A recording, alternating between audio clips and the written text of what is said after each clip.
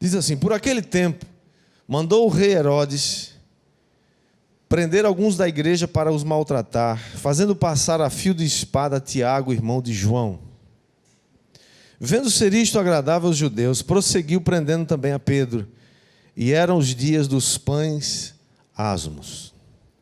Tendo feito prender, lançou no cárcere, entregando a 4 escoltas de 4 soldados cada uma, para o guardarem, tencionando apresentá-lo ao povo depois da Páscoa.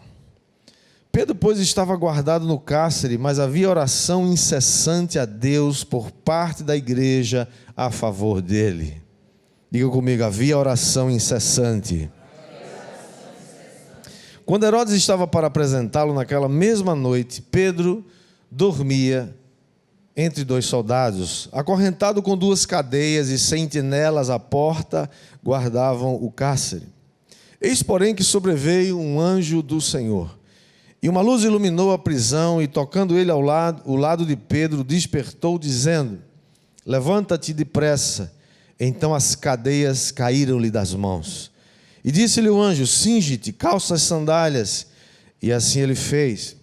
Disse-lhe mais: põe a capa e segue-me. Então, saindo, o seguia, não sabendo que era real o que se fazia por meio do anjo. Parecia-lhe antes uma visão. Depois de terem passado a primeira e a segunda sentinela, chegaram ao portão de ferro que dava para a cidade, o qual se lhes abriu automaticamente. E saindo, enveredaram por uma rua, e logo adiante o anjo se apartou dele. Então Pedro, caindo em si, disse: agora sei verdadeiramente que o Senhor enviou o seu anjo e me livrou da mão de Herodes e de toda a expectativa do povo judaico. Considerando ele a sua situação, resolveu ir à casa de Maria, mãe de João, cognominado Marcos, onde muitas pessoas estavam congregadas e oravam. Quando ele bateu ao postigo do portão, veio uma criada chamada Rode ver quem era. Reconhecendo a voz de Pedro, tão alegre ficou que nem o fez entrar, mas voltou correndo para anunciar que Pedro estava junto do portão. Eles lhes disseram: estás louca? Ela, porém, persistia em afirmar que assim era. Então disseram: é o seu anjo. Entretanto, Pedro continuava batendo. Então eles abriram, viram-no e ficaram atônitos. Ele, porém, fazendo-lhes sinal com a mão para que se calassem, contou-lhes como o Senhor o tirara da prisão e acrescentou: anunciai isto a Tiago e aos irmãos. E saindo, retirou-se para outro lugar. Sendo já dia, houve não um pouco alvoroço entre os soldados sobre o que teria acontecido a Pedro. Herodes, tendo procurado e não achando, submetendo as sentinelas a inquérito, ordenou que fossem justiçadas. E assim, descendo da Judéia para Cesareia, Herodes passou ali algum tempo. Que o Senhor aplique essa palavra ao nosso coração, em nome de Jesus. Vamos orar? Fique no seu lugar, não se movimente até que a oração termine, por favor. Pai, em nome de Jesus, te damos graças por esse dia precioso que o Senhor nos dá, pela tua palavra e pelo privilégio de estarmos aqui juntos nessa noite. Pedimos ao Espírito Santo, aquele que é o nosso guia, que é o nosso Senhor, que é uma pessoa maravilhosa, que nos ensina, nos leva a toda a verdade. Ele mesmo nos encha nessa noite. Inunda esse lugar com a sua presença abençoadora, sua presença poderosa, e nos ilumine, nos abra os olhos do nosso coração para ouvir e receber a tua palavra, em nome de Jesus. Todos dizem amém e amém. Vocês que estão lá atrás, vocês podem encontrar um lugar. Se alguém tem um lugar vago perto, levanta uma das suas mãos assim. Tá? Temos lugares aqui na frente, por favor, não fiquem atrás, porque vocês ficam chamando a atenção das pessoas que estão lá atrás. Obrigado, queridos. Meus amados, esse é um texto conhecido do livro de Atos, e é muito interessante ver essa história, porque se você começar lendo o livro de Atos, especialmente no capítulo 5, você percebe que ali está registrado que o sumo sacerdote, juntamente com a seita dos saduceus, que era uma seita que não cria que havia ressurreição, eles se levantaram por inveja e mandaram prender a todos os apóstolos. Eles que começaram a pregar, vocês sabem da história no capítulo 2, quando o Pentecostes acontece e eles começam a pregar. Pedro prega uma mensagem poderosa, 3.000 pessoas se convertem, e eles começam a encher Jerusalém dessa palavra e do Evangelho de Cristo, a pregação do Evangelho. Então eles foram presos. E diz, naquele capítulo 5, versículo 19 de Atos, que de noite o Senhor enviou um anjo. E as portas do cárcere foram abertas e eles foram levados para fora. E o anjo disse a eles, aos apóstolos, vão para o templo e contem, preguem essa mensagem. Diga ao povo todas as palavras desta vida. No outro dia, quando o sumo sacerdote manda buscálos para apresentá-los ao sinédrio, poder religioso se levantou contra eles, e eles vão no cárcere, e o cárcere não tem ninguém, os apóstolos foram embora, eles estão no templo, estão pregando, e nós vemos uma história de uma libertação muito poderosa, algo sobrenatural aconteceu, ninguém foi lá, abriu as portas, foi o anjo, o Senhor entrou ali, naquela prisão, e libertou os apóstolos. Imagine que repercussão isso aconteceu. Imagina como os apóstolos se sentiram, né? Imagina eles depois no templo, estão lá, foram presos, agora estão soltos. Quem soltou? O anjo. E os caras estão lá assim, né? Ó, desculpa aí, viu, cara, mas esses caras aí não conseguem prender a gente, não. Né? Estamos soltos aí, ó. Vocês não mexam com a gente, não, tá? Aquela coisa, né? Aquela coisa assim orgulhosa, né? Aquele bom orgulho, se é que existe isso, né?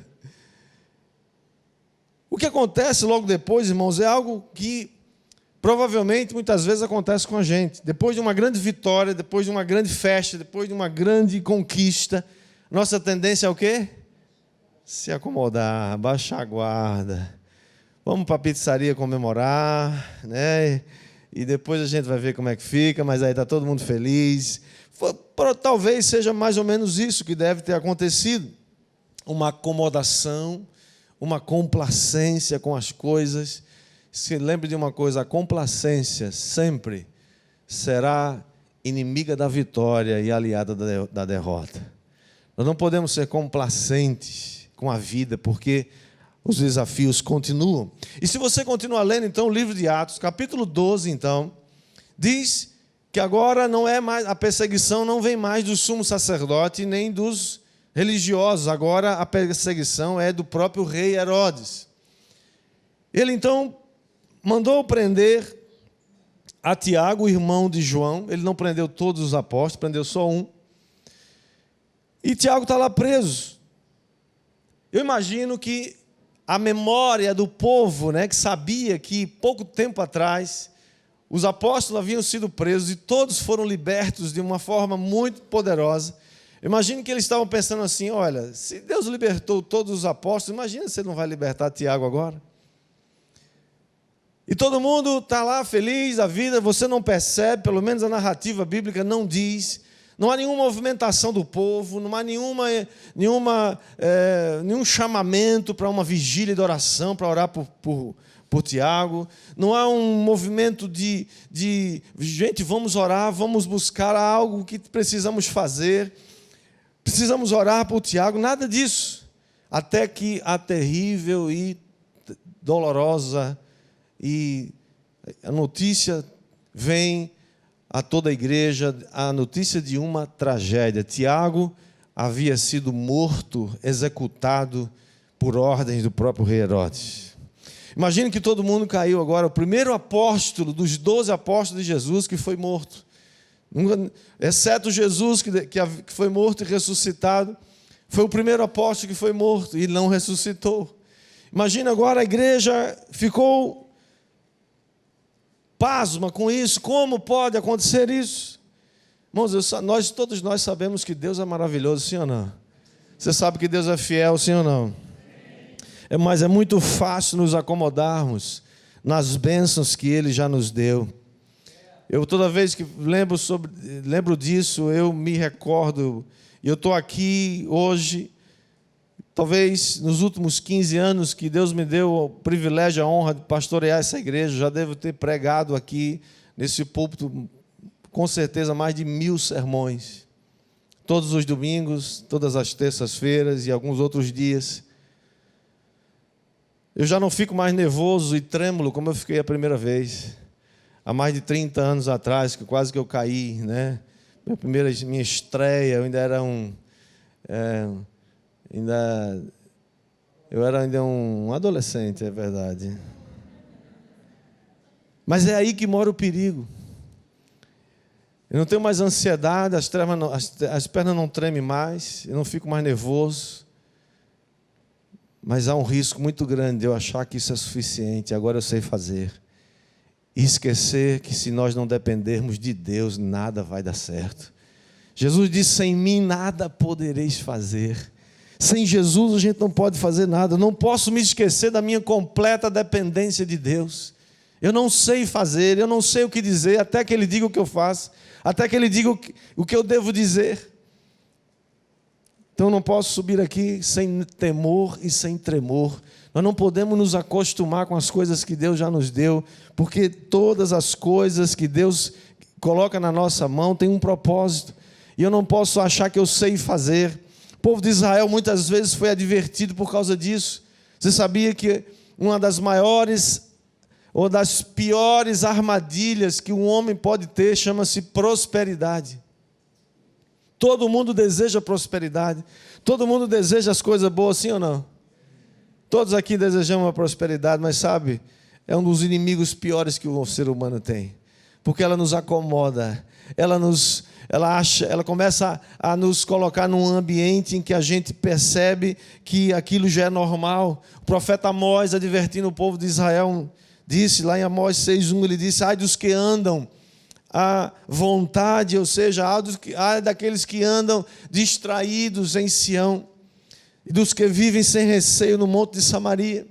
Foi somente depois que a tragédia do sequestro do povo de Israel, quando o rei de Babilônia levou cativo todo o povo, foi somente depois do cativeiro daquele povo que eles caíram em si e se voltaram para o Senhor, em nome de Jesus. Que na nossa vida nós não tenhamos que voltar para Jesus, voltar para o Senhor por causa de uma tragédia.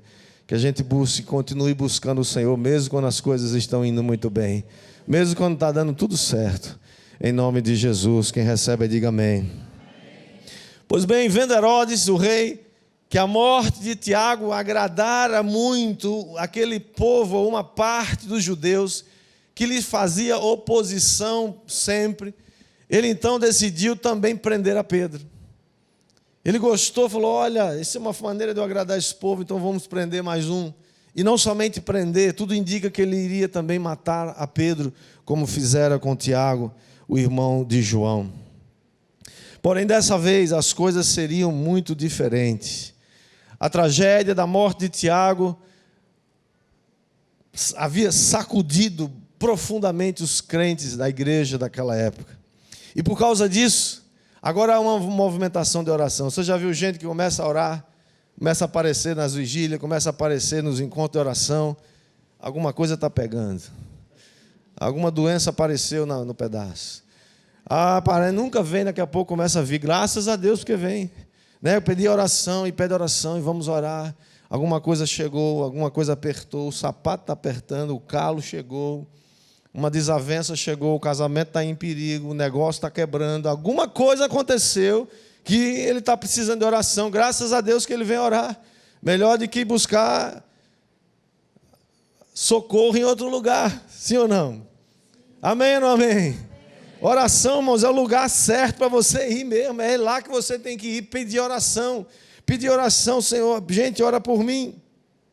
Agora, Pedro está preso e a perspectiva é que Pedro também seja morto, como Tiago foi. Todo mundo cancela os compromissos sociais, cancela as festas, cancela aquelas coisas que normalmente ocupam a nossa vida, ocupam o nosso tempo, ocupam a nossa agenda, coisas muitas vezes boas, legais, mas não mexe, não ajuda ninguém, não muda coisa nenhuma.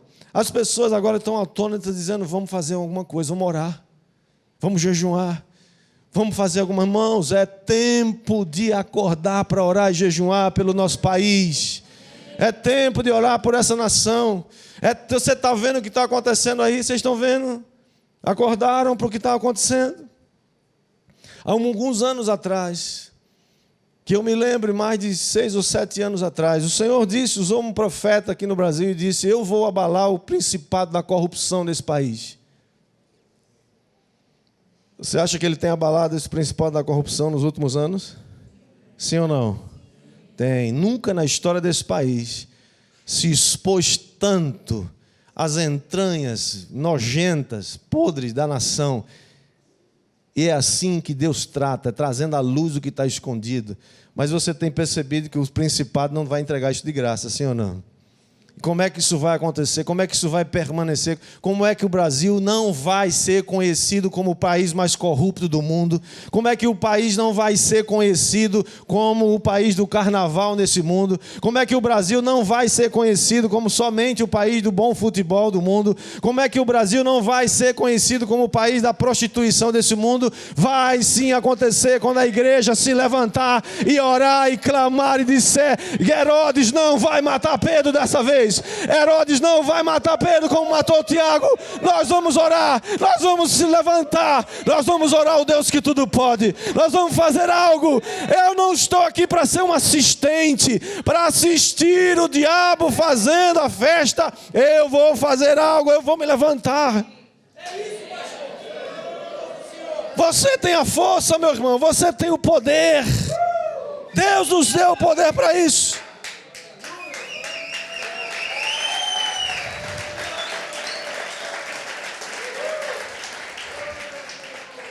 A declaração desse texto é muito poderosa. Olha o que o versículo 5 diz do capítulo 12. Pedro, pois, estava guardado no cárcere, mas,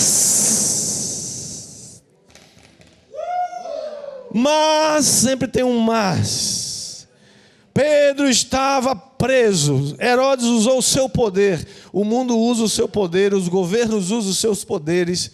A polícia, os poderes da terra, os juízes e etc. usam os seus poderes. Mas, se tiver uma igreja que ora, ela vai mudar os destinos de uma nação. Ela vai mudar os destinos de uma família. Ela vai mudar os destinos do seu negócio. Ela vai mudar os destinos da sua família. Eu creio. Em nome de Jesus, quem crê, faça um barulho, diga alguma coisa.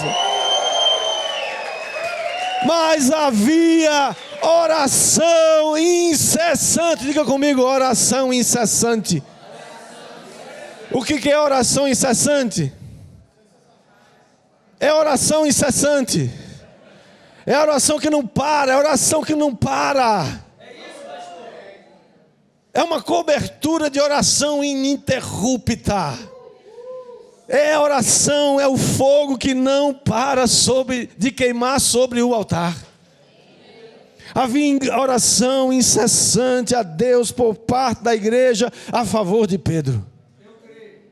A NVI diz, Pedro ficou detido na prisão, mas a igreja orava intensamente por ele. Eu creio, irmãos, que o escritor de Atos dos Apóstolos, o Lucas, ele está tentando, através do Espírito Santo, claro, inspirado pelo Espírito, nos mostrar que essa libertação miraculosa que virá daqui a pouco, você lê o texto comigo, é fruto, é resultado do posicionamento de uma igreja que não ficou assistindo o que estava acontecendo. É resultado das intensas orações por parte da igreja, e era a última noite da semana de Páscoa. E diz o texto que Pedro estava acorrentado entre 2 soldados. Estava dormindo, era de noite. Porque pela manhã, imagina, como é que alguém sabe ou presume que de manhã vai ser executado e está dormindo? Se você soubesse que vai morrer amanhã de manhã, você dormia essa noite? Ah, estou cansado, preciso dormir, amanhã eu tenho que morrer mesmo? Então eu vou dormir. Acho que não seria bem assim, né? Pedro está dormindo. Mas o verso 7 do capítulo 12, a versão NVI diz repentinamente. De repente, diga para o seu vizinho, de repente. De repente. Você sabia que a escritura está repleta de repente?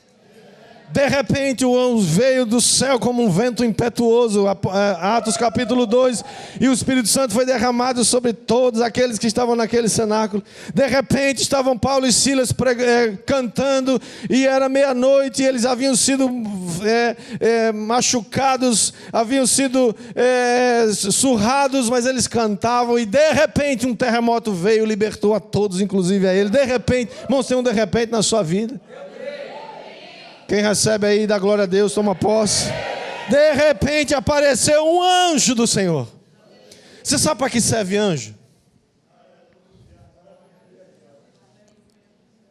Hebreus 1,14 diz assim: todos eles, se referindo aos anjos, são espíritos ministradores para servir aqueles que hão de herdar a salvação. Tem alguém aqui que vai herdar a salvação? Levanta a mão para o céu bem alto e diga: eu vou herdar a salvação, eu vou herdar. Se você é daqueles que vão herdar a salvação, então os anjos estão à sua disposição. Os anjos estão preparados para servir você. Naquela noite o anjo chegou de repente, tocou o lado de Pedro e disse: levanta-te depressa. E aí quando ele tocou o ombro de Pedro, diz o texto que caíram das suas mãos automaticamente as cadeias, as algemas que o prendiam. E o anjo disse mais: vista-se, levante-se, cinge-te, calça as sandálias, põe a tua capa e vem, segue-me. E Pedro achava que tudo isso era uma visão, que ele estava vendo algo, né? E Pedro se levanta. E eles passam agora a primeira escolta, a segunda escolta, mas eles não veem nada. Quando eles chegam ao portão de ferro, automaticamente esse portão se abre. Você pensa que controle remoto foi uma invenção do século XX? Foi não. 2000 anos atrás o anjo já tinha um controle remoto na mão. O portão se abriu, e nessa história, irmãos, olha só que coisa maravilhosa. Nessa história, as cadeias caíram automaticamente dos punhos. Os soldados não perceberam, não viram nada, Pedro se levantando, o anjo levando ele, o portão se abriu automaticamente e o anjo não tocou em nenhuma dessas coisas. Você sabe o que moveu essas coisas? A mão invisível de Deus. Foi a mão dele que moveu. E apesar de ser um poderoso anjo, ele não fez nada. Por quê? Por quê? Porque havia incessante oração por parte da igreja a favor de Pedro. Nós precisamos deixar de ser crentes 6 horas, irmãos. Vocês oram por mim, pastor, ora por mim. Vocês vão na oração amanhã, vocês oram por mim aí, por favor, tá? Nós precisamos ser muito mais do que crente 6 horas. Nós precisamos ser crente que ora pela gente, ora pelos outros e ora pela nação, ora por aqueles que estão presos. E somos daqueles que oramos para mudar a história de um país e de uma nação. A oração incessante por parte da igreja move a mão invisível de Deus. Diga comigo: a oração incessante por parte da igreja move a mão invisível de Deus. Foi a oração fervorosa dos crentes da igreja que estavam escondidos. Herodes não sabia onde eles estavam, os soldados não sabiam onde eles estavam, os religiosos da época não sabiam onde eles estavam, mas Deus sabia onde eles estavam. Eles estavam orando.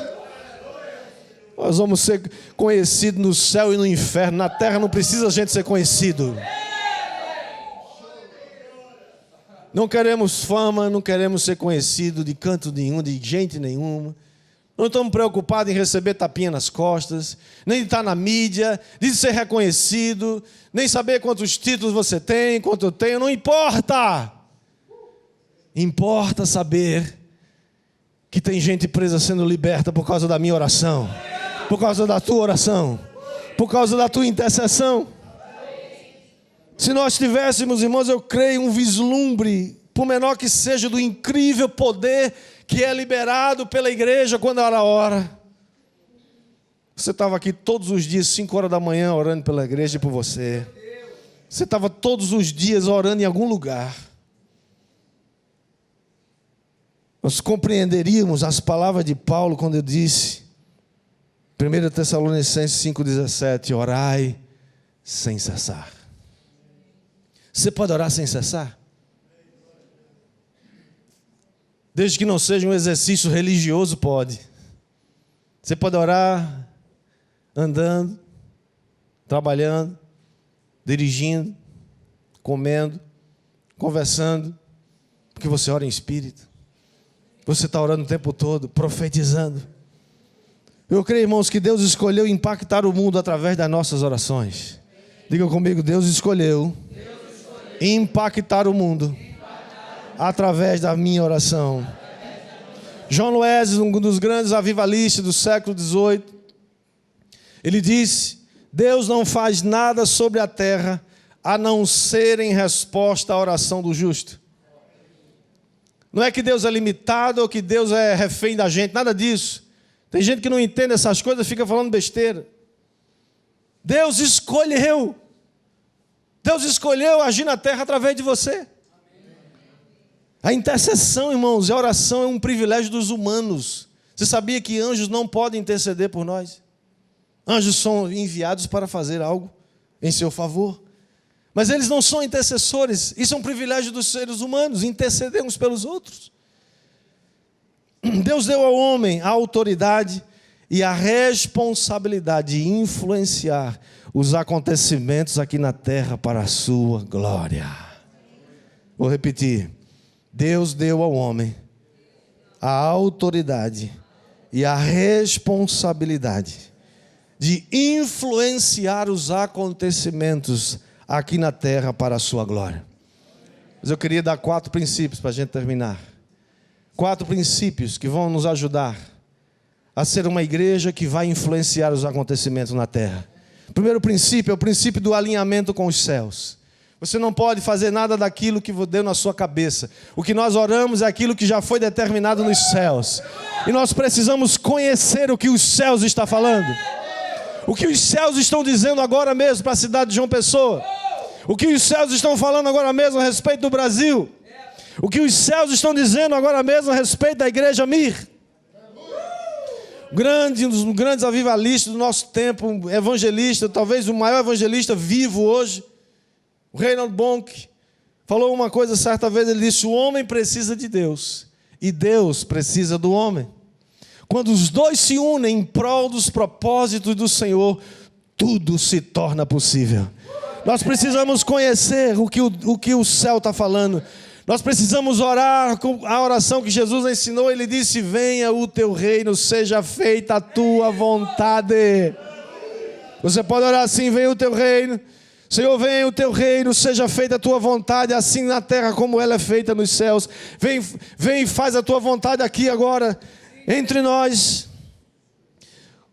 Tiago, capítulo 5, versículo 16, o finalzinho do versículo diz que a oração, a versão da Bíblia ampliada diz, a oração fervorosa de um justo coloca à disposição de um homem um tremendo poder. Esse poder é pau, esse poder é dinamus. É o poder capaz de quebrar rochas. Há um poder liberado quando você ora. Se a gente visse no mundo espiritual, permita o Senhor que abra os seus olhos espirituais para você ver. Quando você ora, quando a igreja ora.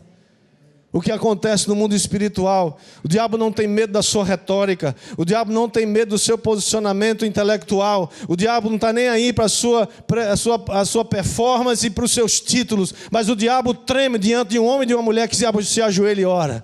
Ele respeita, ele sabe que essa oração vai chegar no céu.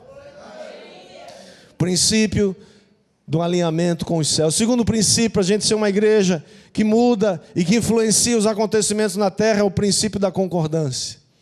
Todo lugar que tem discórdia, todo lugar que tem contenda, todo lugar que tem confusão, ali o diabo está presente. Mas onde há concordância, ali Deus se manifesta. Mateus capítulo 18, versículo 19, diz, o Senhor Jesus disse: em verdade vos digo que se dois dentre vós concordarem a respeito de alguma coisa, que pedirem porventura, ser-lhes-á isso concedido por meu Pai que está nos céus. Há um poder na concordância, querido. Se uma pessoa ora, Deus ouve, mas se duas oram a mesma coisa, há um poder maior.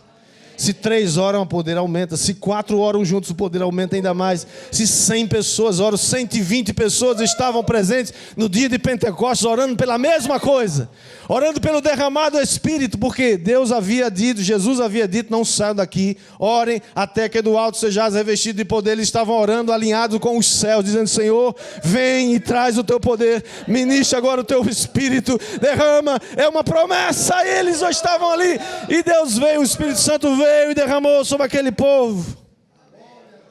Sempre que há concordância entre 2 ou mais pessoas que estão unidas pela mesma fé, pedindo a mesma coisa, Deus vai liberar o poder dínamos ali no meio deles. Por isso, irmãos, que nós não podemos abrir mão de andarmos na mesma visão.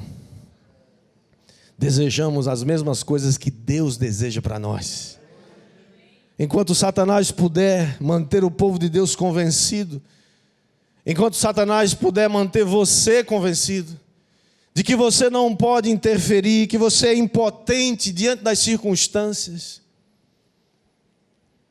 o impacto da gente, o seu impacto, o impacto da igreja será anêmico e de muito pouca influência. Diga misericórdia. A pergunta que a gente faz é: e se Tiago, e se a igreja tivesse orado no caso de Tiago, será que ele estaria vivo? Não hoje, mas um bom tempo depois. Será que poderíamos ter influenciado? Será que a igreja poderia ter influenciado, mudado esse resultado? Será que podemos influenciar o resultado das eleições no Brasil? Ou isso não tem nada a ver com a igreja? Alguém já disse que a oração não muda as coisas, muda a pessoa que ora. Mas não é isso que a Bíblia diz. A Bíblia diz que você e eu somos parceiros de Deus para mudar as coisas nesse mundo. Deus nos escolheu como co-criadores juntamente com Ele. O terceiro princípio é o princípio de gerar a promessa. Você quer influenciar e alterar os resultados da terra? Nós precisamos gerar a promessa. É o resultado do alinhamento com os céus. Você descobre a promessa, você descobre a vontade dos céus e começa a orar em cima disso. 2 exemplos nós temos nas Escrituras. Aliás, temos muito mais, mas quero mencionar só 2. O primeiro é Elias. Deus disse a Elias: Elias, vou trazer chuva sobre a terra. Fazia 3 anos e meio que não chovia. E Elias diz, capítulo 18 de 1 Reis. Elias então ouve a promessa de Deus, ouve a palavra de Deus. Vocês sabem o que acontece? Depois daquela disputa, né? Depois daquele confronto de poderes de altares ali no Monte Carmelo, Deus diz: eu vou trazer agora a chuva sobre a terra. Mas ao final do capítulo 18, você não vê Elias indo para casa se proteger da chuva. Você vê Elias subindo ao cume do Monte Carmelo e gerando a promessa em oração. Você tem uma promessa na sua vida, meu irmão? Você tem? Quantos aqui tem promessa? Se você não tem, vai nas Escrituras, tem 8.000 promessas, escolhe uma para você. Ou então vai buscar no Espírito, ele vai te dar uma promessa só sua, assim, aquela que é específica para você. Um dia, alguém chegou para você e te deu uma palavra, e você disse: se for de Deus vai acontecer. Não é assim que um homem de Deus faz, não é assim que uma mulher de Deus faz. Você ouviu uma palavra, é de Deus, começa a gerar isso em oração. Começa, Senhor, a tua palavra está dizendo, o Senhor disse que ia chover. E Elias subiu, pôs o rosto no meio dos joelhos, se prostrou e disse, Senhor, faz a tua promessa acontecer agora. Como assim? Deus não falou o que ia fazer? Você está lembrando Deus? Não, você está gerando a promessa. Você está gerando a vontade de Deus. Foi assim que Daniel fez. Você lê o capítulo 9 de Daniel, diz lá que ele viu, entendeu pelos livros, que o cativeiro de Israel deveria durar 70 anos e estava exatamente completando 70 anos. O que ele faz? Durante todo o capítulo 9 você lê, vai ver, ele fazendo confissão dos pecados do povo e dizendo, Senhor, faz acontecer agora a promessa que o Senhor fez ao profeta Jeremias. Faz voltar esse povo para a sua terra. Irmãos, pega as promessas de Deus e gere em oração. Diga, Senhor, a tua palavra está dizendo. Não sou eu que disse, não foi o pastor que disse, não foi ninguém que me disse, não foi a televisão, não foi. É a palavra de Deus que está dizendo. Eu tomo posse dessa palavra. Senhor, faz acontecer agora de novo. Princípio de gerar a promessa. E por último, o princípio de colocar-se na brecha. Queridos, se você não tivesse nenhuma outra coisa para fazer, só essa aqui lhe ocupava pelo resto da sua vida.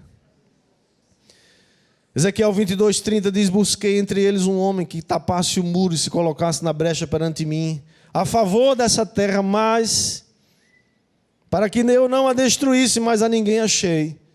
Verso 31, por isso eu derramei sobre eles a minha indignação com o fogo do meu furor. Os consumi e fiz cair-lhes sobre a cabeça o castigo do seu procedimento, diz o Senhor. As cidades na antiguidade eram protegidas com muros, muralhas, não havia aviões, então eles tinham que subir. E uma maneira de entrar ou de invadir uma cidade era fazendo um buraco na muralha, uma brecha. E quando isso acontecia, era comum que guerreiros que estavam dentro da muralha quisessem aproveitar esse momento para se tornar um herói. Porque os soldados inimigos queriam entrar por aquele buraco estreito e ele do lado de dentro tinha vantagem. A história conta muitos casos desses, que guerreiros se tornaram heróis, matando os inimigos que por ali entravam. Nesse texto Deus está dizendo que procurou um homem para se colocar nesse posicionamento, na brecha, não deixar que os inimigos entrem, mas não achou ninguém. Por causa disso, os inimigos começaram a entrar e invadir a cidade. O inimigo sempre está tentando penetrar as muralhas da sua vida. O inimigo está sempre tentando penetrar as muralhas da igreja, da sua casa. E nós vimos, irmãos, infelizmente, todo dia os efeitos desses violentos ataques. É um homem, uma mulher de Deus que cede e cai em pecado. É uma família que se destrói. É alguém que fica doente, mas muitas vezes nós estamos como crentes, apáticos, assistindo a desgraça dos outros e até a sua própria, sem saber que existe um poder que move a mão invisível de Deus. Fomos chamados para nos colocar na brecha e vigiar os muros espirituais da nossa vida, da nossa casa, da nossa família, da nossa igreja, da nossa cidade, do nosso país. Eu posso mover a mão invisível de Deus. Diga comigo. Diga outra vez.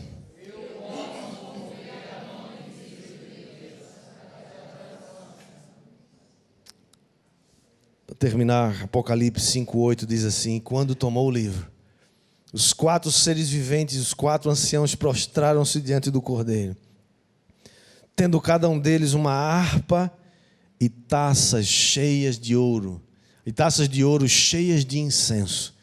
Diga comigo, que são as orações dos santos. Sabia que a sua oração está lá dentro de um vaso de ouro diante de Deus? Apocalipse 8:3 continua dizendo: veio outro anjo e ficou de pé junto ao altar com um incensário de ouro, e foi-lhe dado muito incenso para oferecê-lo com as orações de todos os santos sobre o altar que se acha diante do trono. Verso 4. E da mão do anjo subiu à presença de Deus a fumaça do incenso, diga comigo, com as orações dos santos. E o anjo tomou o incensário, encheu de fogo do altar e o atirou à terra. E houve trovões, vozes, relâmpagos e terremoto. No tempo de Deus, o anjo vai tomar as suas orações e vai derramar sobre a terra. E quando isso acontece, vai haver vozes, trovões, relâmpagos, terremotos. Deus vai fazer aquilo que você entrou em concordância com Ele e trouxe à terra, cumprindo aquilo que Jesus disse a Pedro certo dia: o que você ligar na terra vai ser ligado no céu, e o que você desligar na terra vai ser desligado no céu. Você crê que isso é possível? Você crê que isso é para você? Ou você crê que isso é só uma retórica que Jesus deixou escrita? Você crê que isso é para você? Você crê que você é o intercessor?